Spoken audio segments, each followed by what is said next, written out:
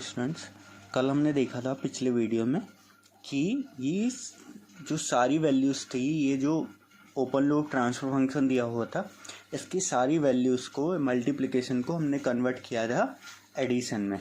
तो जो ऊपर वाली जितनी भी वैल्यूज़ थी मीन्स पोल वाली, वो सारी की सारी प्लस में आई थी और जो नीचे वाली थी वो सारी की सारी माइनस में आई थी। और क्योंकि ये पावर में n था तो n लॉग में आगे आ जाता है, हमें पता है। तो ये 20n minus 20n log 10 omega, ऐसे ये सारी वैल्यूज़ प्लस में हो गई थी जितनी भी वैल्यू थी। अब ये तो generalize form of transfer function है। ट्रांसफर फंक्शन इतना बड़ा तो होगा नहीं, इसके कंपैरिजन में छोटा ही होगा, मगर ये जनरलाइज फॉर्म है तो हम इसी को। अब क्या करना है, हमें मैग्नीट्यूड प्लॉट जब हम बनाएंगे, इसका दो प्लॉट होते हैं, एक फेज प्लॉट, एक मैग्नीट्यूड प्लॉट।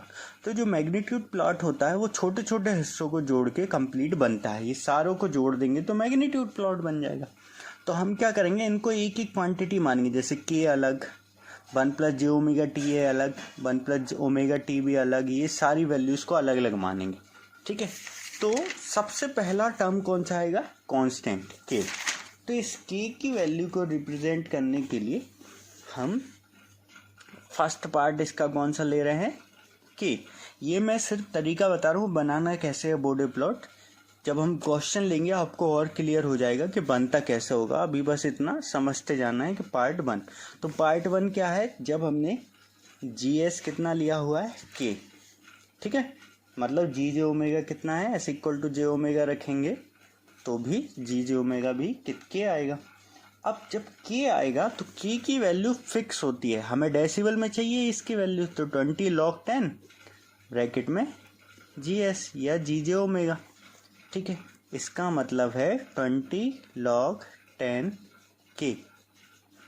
के जितना भी होगा 5, 10, 15, 20, वो हम इसमें वैल्यू रख देंगे। तो ये हमारा हो जाएगा first term of the body plot. ठीक है, बॉडी प्लॉट का फर्स्ट टर्म। ठीक है, तो मान लो ऐसे बॉडी प्लॉट होगा, हमने जो उस दिन देखा था। तो बॉडी प्लॉट में हम इसका फर्स्ट टर्म, मतलब ये हो गया,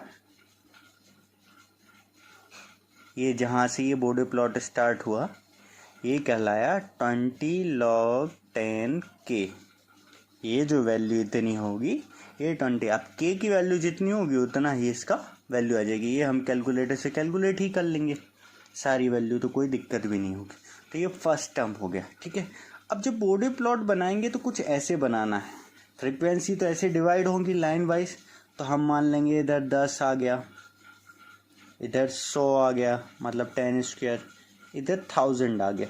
ठीक है, तो और अब वैल्यू डिपेंड करेगी, ये 20 हो जाएगा तो ये 40 हो जाएगा, ये 60 हो जाएगा, नीचे ये 0 हो जाएगा, ये -20 हो जाएगा। इस तरीके से ऐसी वैल्यू, इधर -20 होगा, -40 होगा, ऐसे मैग्नीट्यूड प्लॉट डिफाइन हो जाएगा, ये फ्रीक्वेंसी हो जाएगी।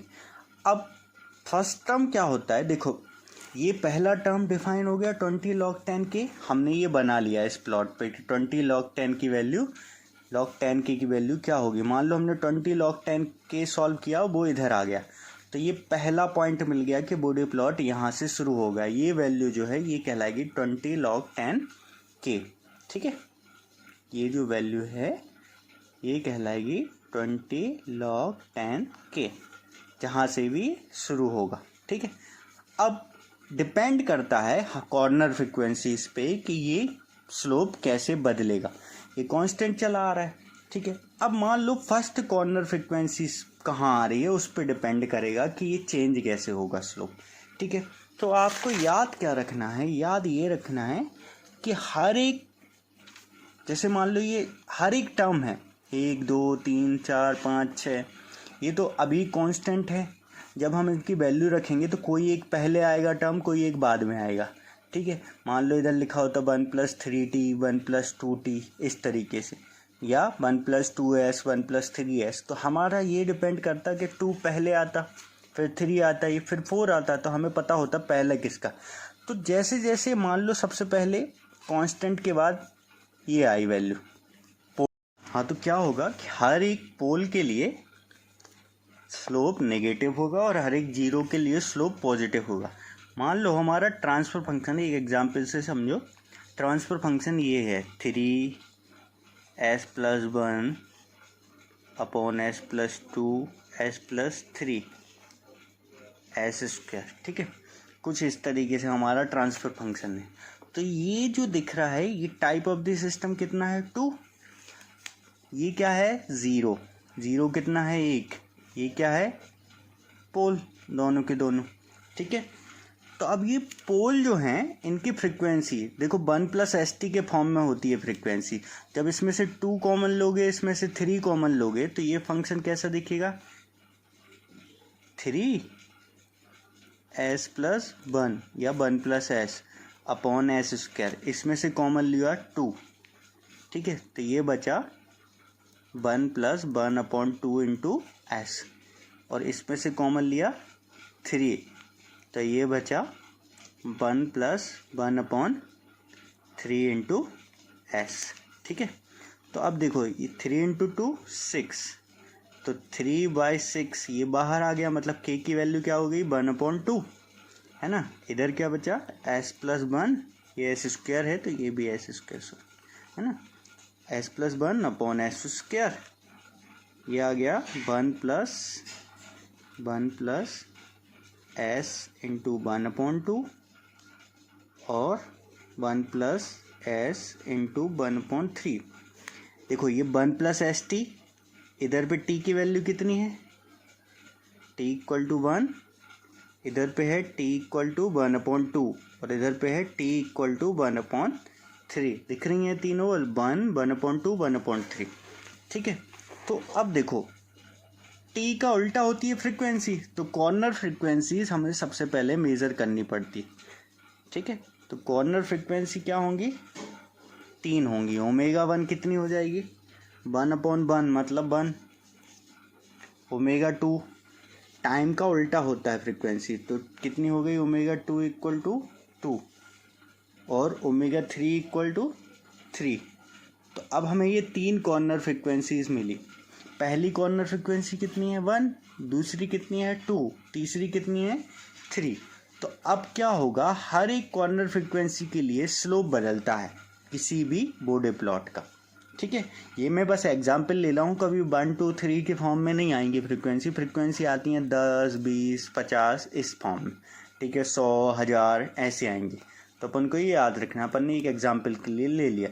मान लेते हैं इसको, तो पहली आ गई 10 और दूसरी आ गई 100। ठीक है, 2 ही कॉर्नर फ्रीक्वेंसी हैं और एक आ गई 10, दूसरी आ गई 100। अब देखो ये हमारा प्लॉट है, तो ये 10 है और ये कितनी है 100। तो मतलब इन 2 पॉइंट पे ये कॉर्नर फ्रीक्वेंसीज कहलाती हैं, इन 2 पॉइंट पे स्लोप बदलेगा। ठीक है, तो मान लो 20 log 10 से 20 log 10k से ग्राफ स्टार्ट हुआ। ठीक है, इधर कांस्टेंट चला रहा है। अब ये पहली कॉर्नर फ्रीक्वेंसी आई ω1। अब मान लो जो ω1 थी 10, वो आई किसी पोल के द्वारा। ठीक है, ये 0 और पोल है, दिख रहे हैं 0 और पोल। ठीक है, तो ये आई ω1 जो आई वो आई किसी पोल के द्वारा। तो पोल के द्वारा आई, तो ये कांस्टेंट कब तक चला आएगा, जब तक ये 10 नहीं आ जाता। ये 10 आ गया इस पॉइंट पे। ठीक है, अब क्या होगा, पहली कॉर्नर फ्रीक्वेंसी आएगी 10 और ये क्या था पोल के 0, तो क्या था पोल। अब पोल था तो इधर पे स्लोप बदलना है। ध्यान रखना हर पोल के लिए, फॉर एवरी पोल, स्लोप जो है एक पोल के लिए कितना बदलता है 20 dB पर डिकेड स्लोप बदलता है। डिकेड मतलब होता है 10 और डेसिबल यूनिट होती है। तो कितना स्लोप बदलता है -20 dB, और हर एक 0 के लिए, फॉर एवरी 0, स्लोप जो है वो बदलता है +20 dB पर डिकेड। ठीक है, फॉर एवरी 0 क्या होगा, स्लोप जो है वो बदलेगा +20 dB पर डिकेड। एक पोल के लिए -20 dB पर डिकेड और फॉर एवरी 0 के लिए +20 dB। मान लो एक 0 आया तो सीधा प्लस में जाएगा स्लोप, और पोल आया तो माइनस में। ध्यान रखना, अगर 2 पोल आ गए एक ही पॉइंट पे, मान लो आ गया SQ, तो कितने हो गए पोल? 3, तो ये 3 से मल्टीप्लाई हो जाएगा पोल में, ठीक है। तो क्या हो जाएगा? -60। और मान लो यही हो गया 0 में SQ, तो ये क्या हो जाएगा? +60। यही याद रखना है अपन को। 0 के लिए स्लोप कितना जाएगा? +20 dB पर डिकेड, और पोल के लिए कितना जाएगा? -। तो अब इसको नापना कैसे है? +20 dB पर डिकेड या -20 dB पर डिकेड। तो डिकेड मतलब मैंने अभी बताया कितना होता है? 10। तो अपन को ये फ्रीक्वेंसी माप ली, जैसे 10 ये फ्रीक्वेंसी है, और डेसिबल में ये कितना है? 20, ठीक है। ये ग्राफ में बने होंगे। तो आपको क्या रखना है? स्केल रखना है 20 पे, और एक कोना रखना है उसका 20 पे, और एक रखना है 10 फ्रीक्वेंसी पे। देखो इस तरीके से दिख रहा है, ऐसे, ठीक है। ये रखा हुआ है, दिख रहा है। एक 20 पे है ये कोना, और ये कितना है? ये 20 पे है, और ये 10 पे है। तो जैसे ही रखा, आप इस स्केल को खिसकाना है कहाँ तक? इधर तक। देखो ये दिख रहा है, ठीक है। कहाँ पहुँचे हम? इस पॉइंट पे जहाँ पे 20 log 10 के 10 तक आया था, और उसको खींच के कहाँ तक ले जाना है? अगली कॉर्नर फ्रिक्वेंसी तक। मान लो अगली कॉर्नर फ्रिक्वेंसी थी 1000, ठीक है। तो हम इस स्केल को पकड़ेंगे, ठीक है, ऐसे रखेंगे, और कहाँ तक ले जाना है इसको? 1000 तक। ये देखो कुछ इस तरीके से 1000 तक शिफ्ट कर देंगे, तो इधर तक आ गए। अब मान लो ये था कितना? एक और पोल था 1000 पे, ठीक है, जिसकी कॉर्नर फ्रिक्वेंसी थी 1000। तो अब पोल पे है -20, तो चल ही रहा है। एक और पोल आ गया तो कितना हो जाएगा? -40। तो अब -40 मेज़र करना है, तो एक रखेंगे 40 पे, और एक रखेंगे 10 पे, ऐसे, ठीक है, इस तरीके से। और इसको खिसकाते खिसकाते कहाँ ले जाएंगे?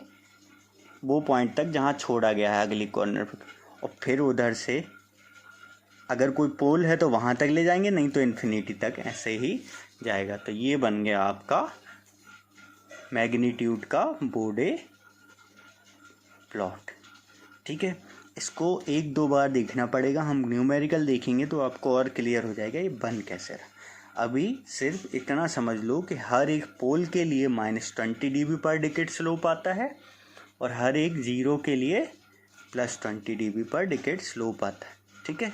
एक बात बुक में आप लोग देखना और क्लियर हो जाएगा, फिर मैं नेक्स्ट वीडियो में और डिटेल में समझाऊंगा इसको।